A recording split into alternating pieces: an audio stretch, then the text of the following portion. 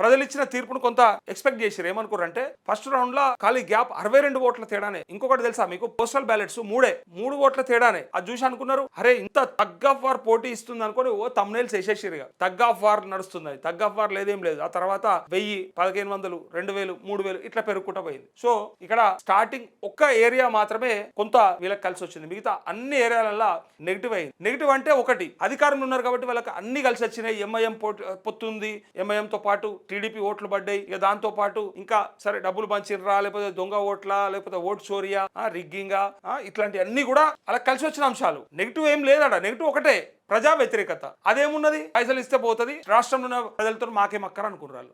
మాకు ఇందిరమ్మ ఇండ్లు రేషన్ కార్డులు ఇస్తే సరిపోయి సన్నబియ్యం పెడుతురుగా చాలనుకోరు. మరి మిగతా గ్రామాలలో ఉన్న ప్రజలకి మరి ఏం అందలేవు, ఇంకేం రాలేవు, ఏం పథకాలు ఇవ్వలేదు అనేది ఇలా వాళ్ళు అనుకుంటా ఉన్నారు. సరే మేమేమో ఇట్లా అనుకుంటే వాళ్ళేమో అట్లా చేసిరని. ఎవరికి అవకాశం వచ్చినప్పుడు వాళ్ళు చేస్తారు. ఆడ వాళ్ళకి అవకాశం వచ్చింది, వాళ్ళు అధికార పార్టీకి వేయకపోతే రేపు అభివృద్ధి, ఇప్పుడు 3 ఏళ్ళు ఉంటారు వీళ్ళు, ఇంకా అట్టుగానే అయిపోదు కదా, ఇంకా 3 ఏళ్ళు ఉంటారు. అధికార పార్టీకి ముప్పతిప్పలు పెట్టిన ప్రతిపక్ష పార్టీ ఇంకా ముందంజలు ఉంది అనుకోవాలి.